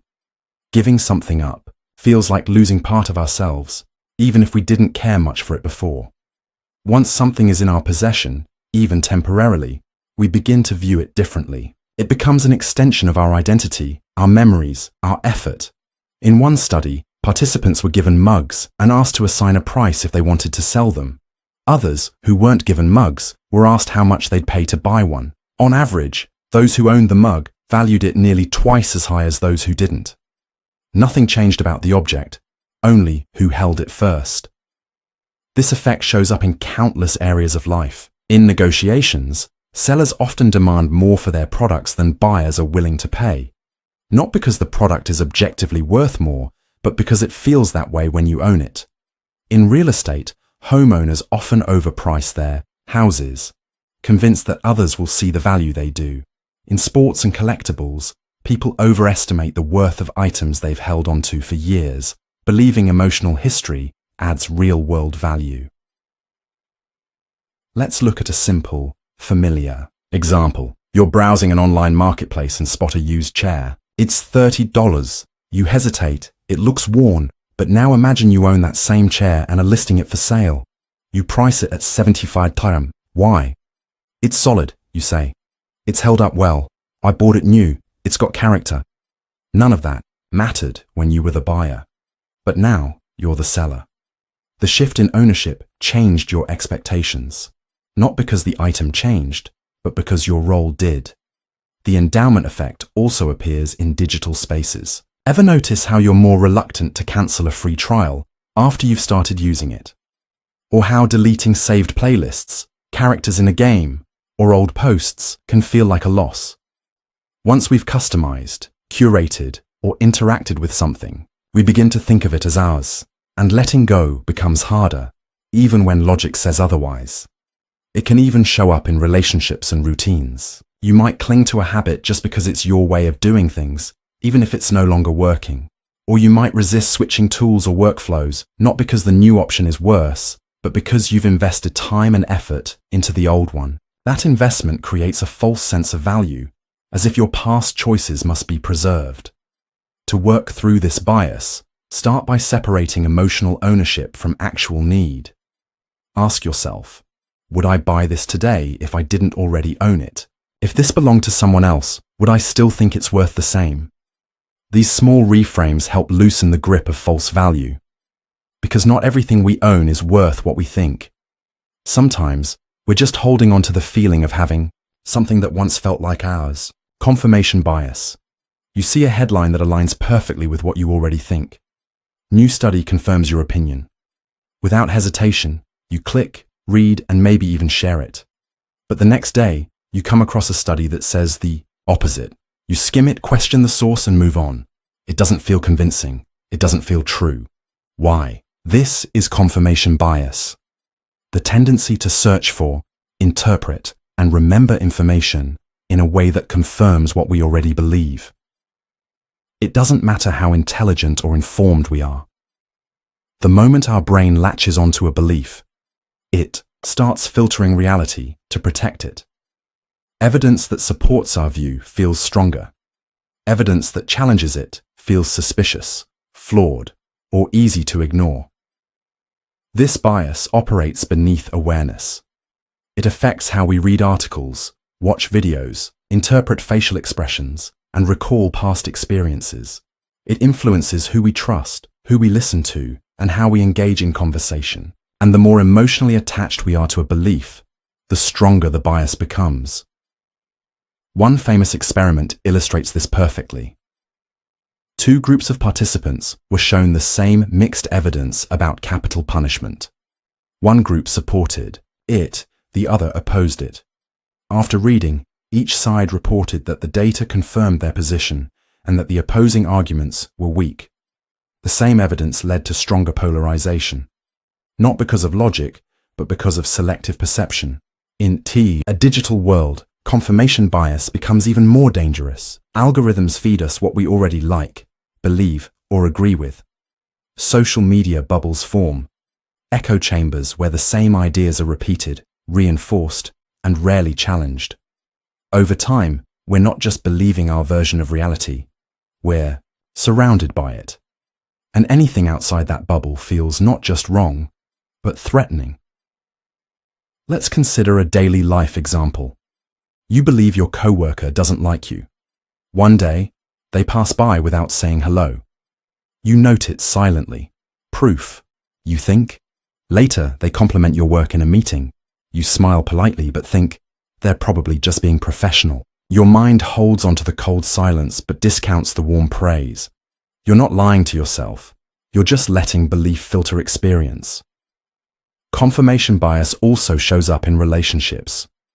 When we think someone loves us, we interpret neutral actions as caring. When we suspect someone's losing interest, the same actions feel cold. The behavior hasn't changed. Our lens has. Marketers and political groups know how powerful this is. They craft messages that reinforce what audiences already think. Finally, someone said it. We all know this is true. These phrases don't introduce new ideas. They validate old ones. And validation feels good. It feels like certainty. But there's a hidden cost. When we only consume information that supports us, we stop learning. We stop adjusting. We stop asking questions. Instead of growing, we dig in. And the more we dig, the harder it becomes to admit we might be wrong.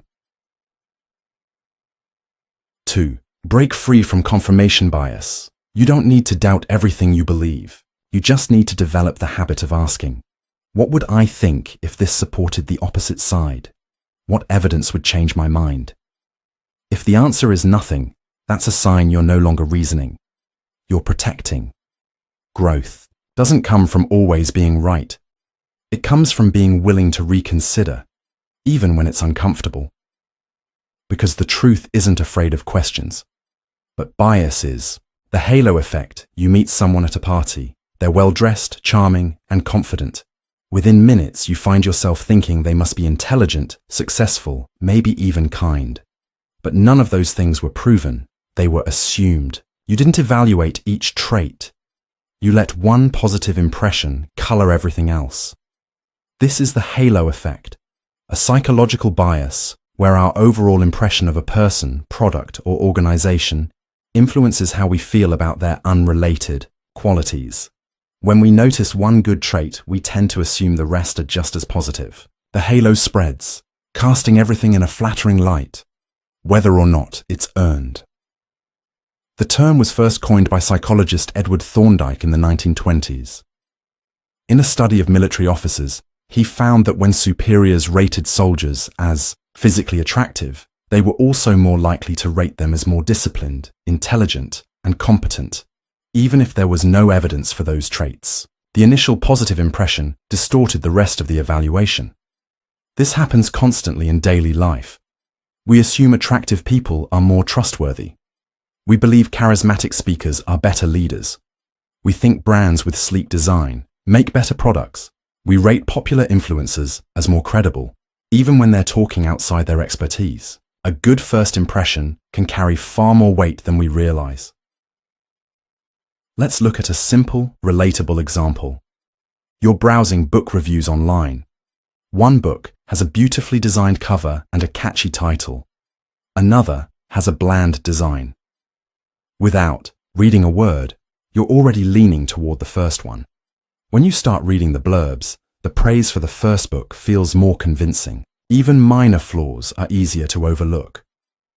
The second book may be just as good, or better, but the first book is wearing a halo. Your expectations have been shaped by surface impressions. The halo effect also explains why we sometimes stay blind to red flags. If we admire someone for their intelligence or success, we may dismiss bad behavior as just part of the package. If we love a brand, we may ignore ethical issues because we associate them with quality. Our positive perception doesn't just influence what we see, it changes what we're willing to excuse. In relationships, this effect can be just as powerful. Early in dating, if someone is funny or attractive, we may assume they're emotionally mature or compatible, traits that take time to observe. This can lead to confusion down the road when the person's behavior doesn't align with the image we created. It's not that they changed, it's that we filled in too many blanks too soon. Marketing and branding thrive on this bias. Companies know that design, celebrity endorsements, or a good origin story can create a powerful halo. A product that feels premium might get better reviews, even when it performs the same as a cheaper one. The glow of perceived quality can blur the details. To recognize when the halo effect is influencing you, pause and ask, am I judging this based on one strong trait? If I didn't know this part, would I still feel the same about the rest? Try separating the surface from the substance. It doesn't mean becoming cynical, it means seeing clearly, because admiration is easy, but discernment takes practice. Anchoring bias in numbers. You're shopping for a new laptop. The first one you see costs $2,000. It's more than you planned, so you keep looking. Soon, you find a similar model for $1,400. Now, it feels like a bargain, even though $1,400 is still a significant amount. That initial $2,000 price set a mental anchor, and everything after was judged in its shadow. This is anchoring bias, specifically in numerical contexts. A cognitive bias where the first number we see becomes a reference point, shaping how we interpret future information. The anchor doesn't need to be accurate. It just needs to be first. Once it's set, it pulls everything else toward it, even when we know it shouldn't. This effect is so powerful that it influences decisions in areas like pricing, salary negotiations, budgets, and even charitable giving. When we're unsure about value or scale, we grab onto the first number we see as a guide, even if that number is arbitrary or irrelevant. One famous study demonstrated this using a roulette wheel. Participants spun a wheel rigged to land on either a high or low number. Then they were asked to estimate how many African countries are in the United Nations. Those who got high numbers gave higher estimates. Those with low numbers guessed lower. The wheel had nothing to do with the question, but it set the anchor. The number stuck. In real life, anchoring plays out in more subtle ways. Let's say you're told the average salary for a role is $60,000. Suddenly, that becomes your benchmark. Even if the range is much wider, you now view offers above that as generous, and those below it as disappointing. Your expectations have been quietly boxed in. Let's walk through a familiar situation. You're booking a hotel. The first option you see is a luxury suite for $400 a night. You keep scrolling and find a smaller room for $220. Compared to the suite, it feels reasonable, almost cheap. But is $220 cheap for a hotel night? Maybe not. The point is, your perception wasn't based on market value. It was based on the first number. That anchor is now driving your sense of value. Anchoring is also used in sales techniques. A salesperson might start by showing you the most expensive item, something you were never going to buy. Then, when they show you a mid-range option, it feels more reasonable by contrast. The high anchor wasn't about making a sale, it was about setting a frame. In fundraising, this bias is weaponized with donation prompts. Would you like to give $500, $250, $100, or enter your own amount? That top number is often unrealistic for most people, but it makes $100 feel small, doable, even generous. The first number was never expected. It was designed to nudge. Anchoring bias isn't limited to money. It also affects how we think about time, risk, and performance. If your boss tells you the last person in your role made 60 sales a month, you'll use that number to measure your success, regardless of whether it fits your context. The number becomes a lens, and lenses change what we see. So how do we defend against anchoring? The first step is recognizing it. Ask yourself, where did this number come from? Am I evaluating this based on what I need, or just comparing it to? The first thing I saw, try seeking multiple sources before forming a judgment. The more data points you have, the weaker any single anchor becomes. Because in a world filled with numbers, the first one isn't always the right one, but it's often the one that decides how we think about the rest. Emotional reasoning. You wake up feeling anxious. There's no clear reason, but the sensation is heavy. You check your calendar. Just meetings and errands. Nothing unusual. Still, a quiet thought slips in. Something must be wrong. The feeling becomes the evidence, and before long, you're treating emotion like truth.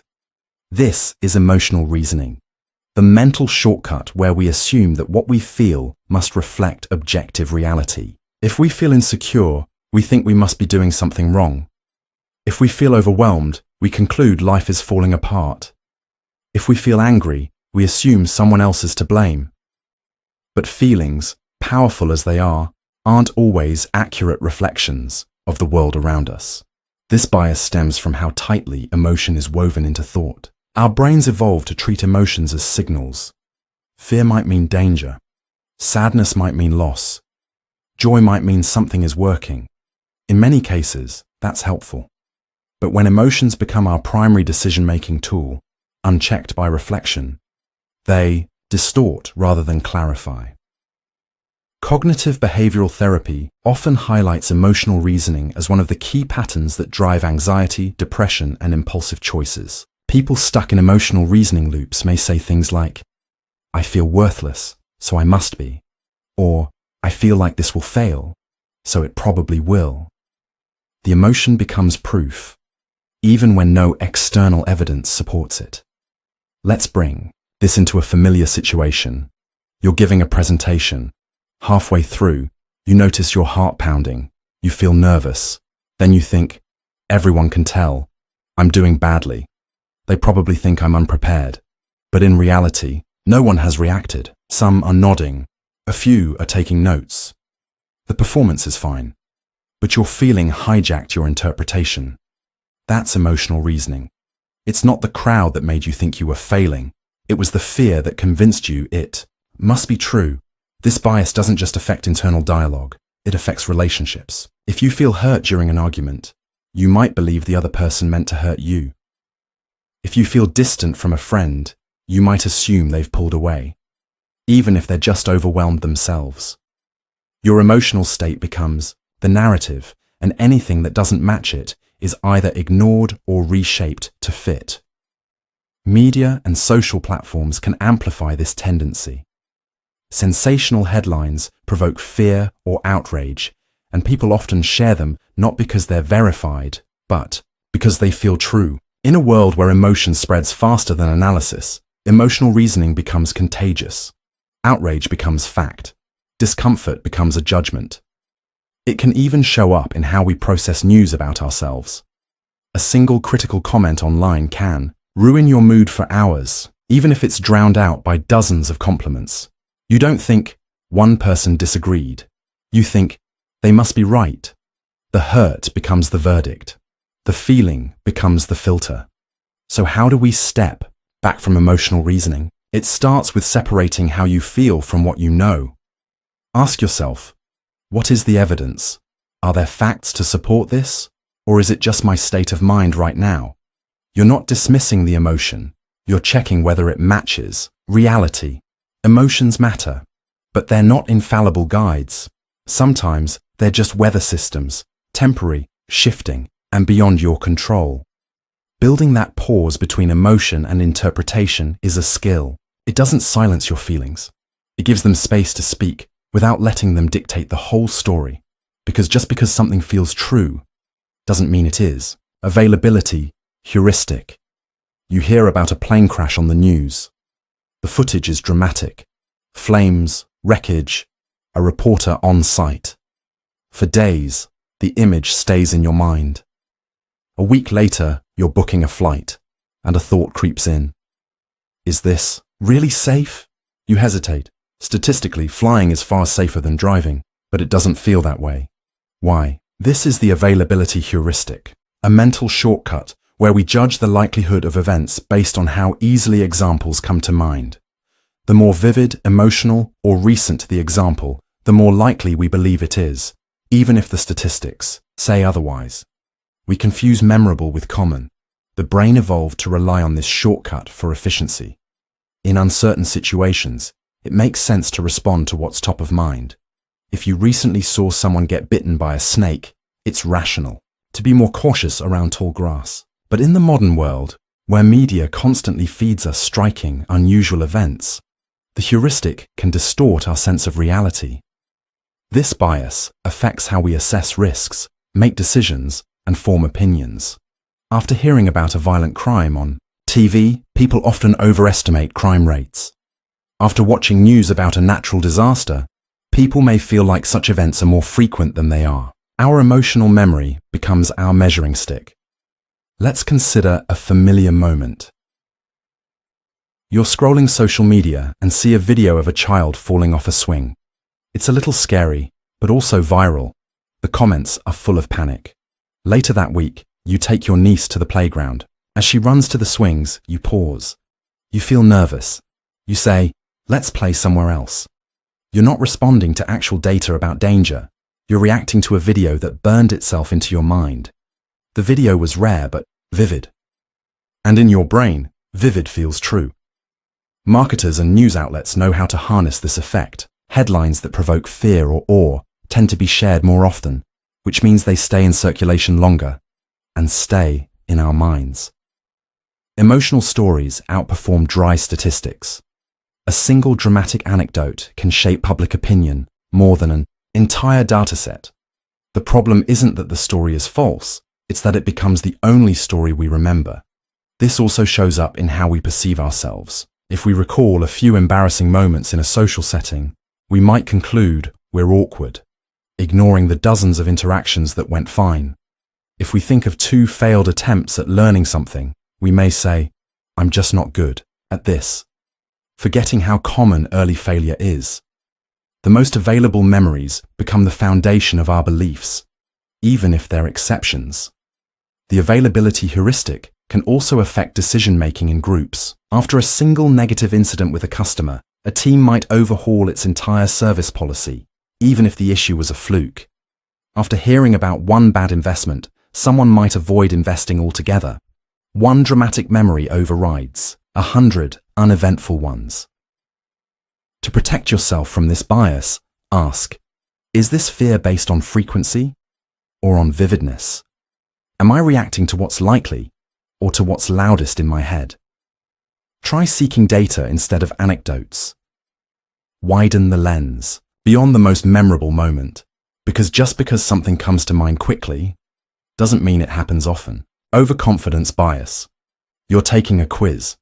You breeze through the questions, feeling sure of your answers. At the end, you're confident you nailed at least 90%. But when the results come in, you've scored closer to 65%. You're surprised, not just by the result, but by how wrong your certainty was. That gap between how right we think we are and how right we actually are, that's overconfidence bias. Overconfidence bias is the tendency to overestimate our knowledge, our performance, and our ability to predict outcomes. It affects experts and amateurs alike, and it often feels empowering until reality pushes back. The problem isn't ambition, it's the illusion of precision, the sense that because we feel confident, we must be right. Psychologists have studied this effect for decades. In one experiment, participants were asked general knowledge questions and told to assign a confidence level to each answer. The average person who was 100% sure turned out to be correct only about 70–80% of the time. The pattern was clear. The more confident people felt, the more likely they were to overstep the truth. This bias doesn't come from arrogance, it comes from how the brain handles uncertainty. Confidence feels good. It reduces hesitation. It fuels action. In evolutionary terms, being confident helped us survive. But in modern life, where outcomes depend on complexity, nuance, and probabilities, that confidence can mislead us. Overconfidence shows up everywhere. In financial decisions, job interviews, forecasts, leadership, and even personal relationships. A person might say, "I know exactly what they're thinking," or "I guarantee this investment will pay off." These statements sound decisive, but they leave no room for error. And when they're wrong, the cost is often high. Let's consider a common situation. You're helping a friend move. They ask if everything will fit into your car. Without measuring, you say, "Absolutely." You're confident. It looks like it'll work. An hour later, you're rearranging boxes on the sidewalk, frustrated that it doesn't fit. You weren't trying to mislead. You simply assumed your confidence reflected the facts, but it didn't. It reflected your impression and your bias. In leadership, overconfidence can be especially dangerous. A manager might push a plan without feedback, convinced they've thought through everything. A politician may promise outcomes with absolute certainty, ignoring complexities. In both cases, confidence becomes a shield against doubt, when doubt might have led to better decisions. Even in daily conversations, we overstate what we know. We speak about topics we've read, one article about as if we're informed. We offer advice without knowing the full context. We underestimate how often we've been wrong before, because the feeling of being right is so convincing. But overconfidence doesn't just affect what we say. It shapes what we don't do. It can stop us from double-checking, from asking for help, from updating our beliefs. When we think we already know enough, we stop learning. And that's when the gap between confidence and competence quietly grows wider. So how do we manage it? Start by getting comfortable with uncertainty. Practice saying, "I don't know," without shame. Before declaring something, ask, "How sure am I really? Have I considered I could be wrong?" When making decisions, consult data, seek feedback, and play devil's advocate with your own thinking. True confidence doesn't come from being always right. It comes from knowing when you might be wrong. Because real wisdom isn't loud, it's cautious, and it always leaves space for doubt. The spotlight effect. You spill coffee on your shirt just before walking into a room. All day, you feel like everyone is noticing. You imagine eyes lingering. You catch yourself adjusting your posture, covering the stain, trying to act normal. But here's the truth. Most people didn't see it. And those who did, they forgot within seconds. This is the spotlight effect. A psychological bias where we believe we're being observed and judged far more than we actually are. We assume a figurative spotlight is shining on us, highlighting our flaws, mistakes, or awkward moments. But in reality, everyone else is mostly focused on themselves. The spotlight effect is strongest during moments of perceived embarrassment, when we wear something different, speak in public, stumble over a word, or say something we regret. We imagine those moments being replayed in others' minds. But they're not. Most people are too busy worrying about their own spotlights. This idea was first studied by psychologist Thomas Gilovich and colleagues. In one experiment, participants were asked to wear an embarrassing t-shirt into a room of strangers. Afterwards, they were asked to estimate how many people noticed. The actual number was much lower than expected. The conclusion was clear. We consistently overestimate how much others notice and care about what we do. This effect is rooted in a simple truth. We are each the center of our own experience. We see the world from our own perspective, so it's natural to assume others are focused on us too. But they're not. They're thinking about themselves, just like we are. Let's look at a common situation. You're giving a short speech at a friend's birthday. Halfway through, you forget a line. You pause, stutter, then recover. Inside, you feel exposed. You imagine whispers, raised eyebrows, judgment, but most people either didn't notice or forgot within minutes. Some might even admire how you handled it. The moment felt huge to you because you were under your own spotlight. But to everyone else, it was just another passing moment in a larger evening. The spotlight effect also affects how we view our appearance. We obsess over a pimple, a wrinkle, or a bad hair day, believing it's the first thing people see. But ask yourself, how often do you remember minor flaws on other people? Probably not often. That's because you were never looking for them, and neither are they. This bias can cause unnecessary anxiety. It can make us over-prepare, hold back, or avoid situations where we feel exposed. We might skip a gym class because we think people will judge us. We might not ask a question in class because we fear sounding foolish. But in truth, most people won't notice, or they'll forget quickly. The spotlight effect also affects positive moments. We might expect praise for something we worked hard on and feel disappointed when others don't notice. Not because our work lacked value, but because others weren't watching as closely as we imagined. To counter this bias, it helps to adopt a simple truth. People aren't thinking about you nearly as much as you think they are. That's not an insult, it's a relief. It means you're free to make mistakes, try new things, and recover without the imagined glare of constant judgment. Ask yourself, if someone else made this mistake, would I remember it tomorrow? If not, chances are no one will remember yours either, because the spotlight you feel, most of the time, it's only in your mind. The just world fallacy. You hear about someone who lost their job unexpectedly. Quietly, a thought flickers through your mind. Maybe they weren't working hard enough. You don't mean to be harsh, but the thought is comforting. If bad, things only happen to those who somehow deserve it, then maybe you're safe. This is the just world fallacy. The belief that the world is fundamentally fair and that people get what they deserve. Good things happen to good people. Bad things happen to bad people. It's a comforting idea. It gives us a sense of order and control. But it's not always true. And that's where the danger lies. This bias is subtle. We don't walk around saying, everyone deserves what they get. But it shows up in our assumptions. When someone succeeds, we think they must be talented or hardworking. When someone suffers, we wonder what they did wrong. We frame outcomes as reflections of character, not context, and in doing so, we oversimplify the world. The term was coined by social psychologist Melvin Lerner, who noticed that people often blame victims for their suffering, even when they had no control over what happened. In one experiment, participants watched a woman receive electric shocks during a memory task. When they couldn't intervene to help, they began to rate her more negatively, as if her suffering made more sense if she somehow deserved it. This is the dark side of the just world fallacy. When fairness doesn't match reality, we bend our view of the person, not the system. It's emotionally easier to believe that someone deserved misfortune than to accept that life can be cruel and random.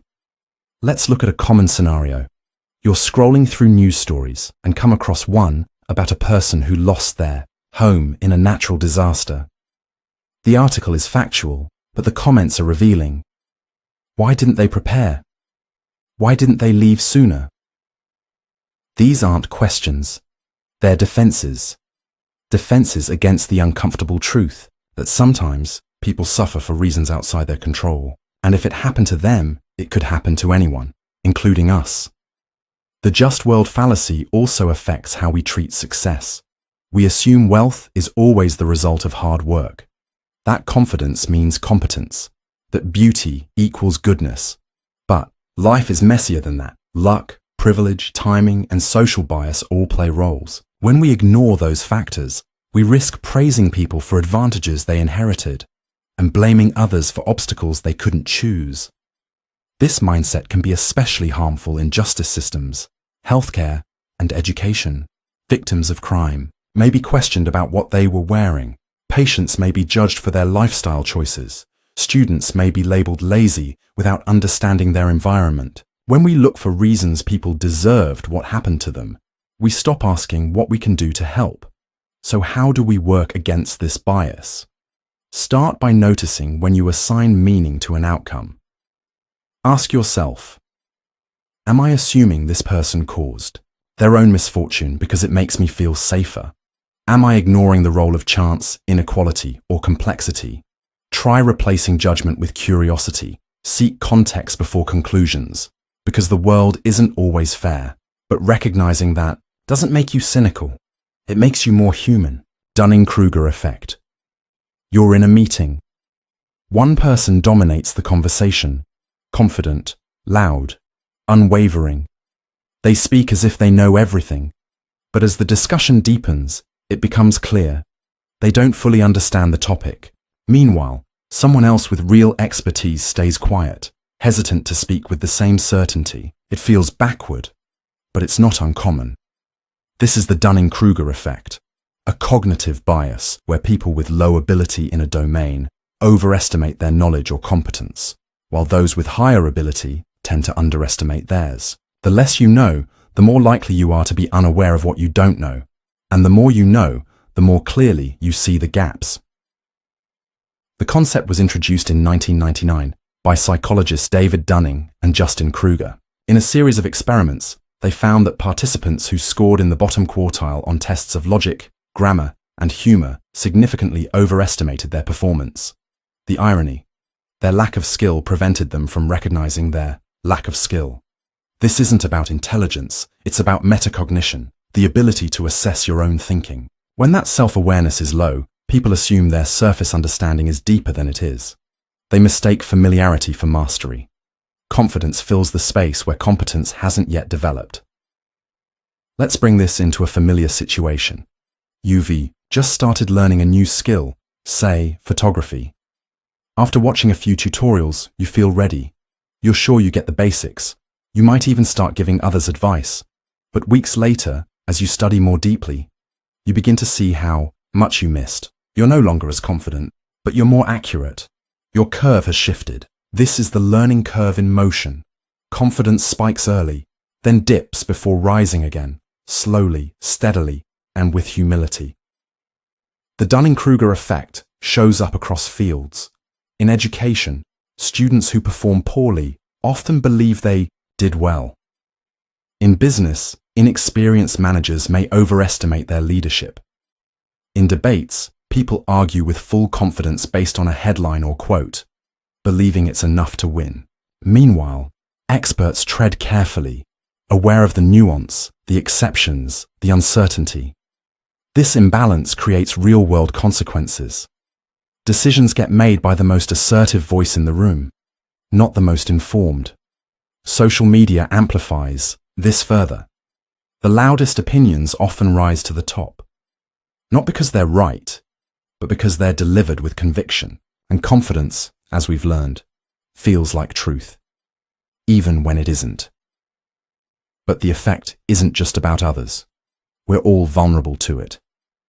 Whenever we enter a new area of knowledge, politics, parenting, nutrition, finance, we go through a phase where we think we've got it figured out, and that's when we're most at risk of misunderstanding. The danger lies in mistaking early knowledge for complete understanding. So how do we navigate this? The key is humility. Ask yourself, could I be missing something? Have I sought feedback from someone more experienced? Pay attention to how often you use absolute language. Always. Never. Definitely. Experts tend to say, it depends. That hesitation isn't weakness. It's wisdom earned through experience. Confidence without knowledge is loud, but knowledge without arrogance is what actually moves the world forward. Survivorship bias. You watch a video titled, How I Made $1 Million by 25. The speaker looks confident, polished, grateful. They tell their story, risks taken, sleepless nights, breakthrough moments. It sounds like a blueprint for success, and quietly, a message settles in your mind. If they did it, maybe I can too.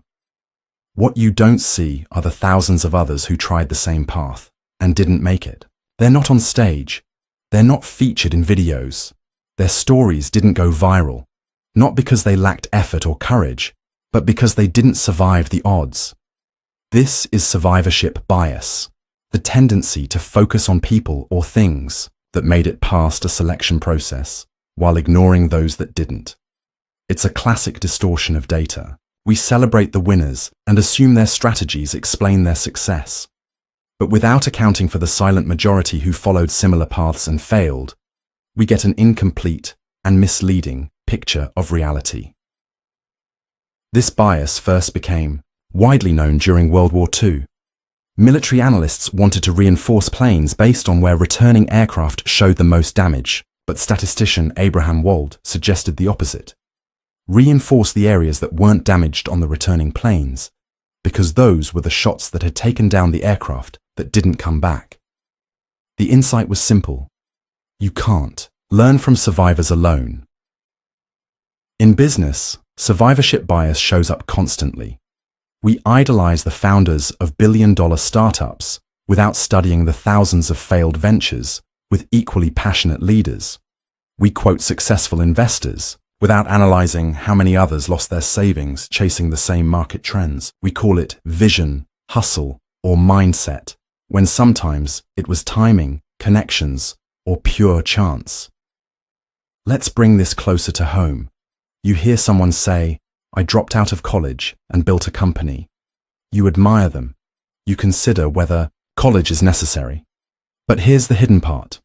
For every dropout who built an empire, there are countless others who dropped out and struggled, unseen. We hear the story because they succeeded.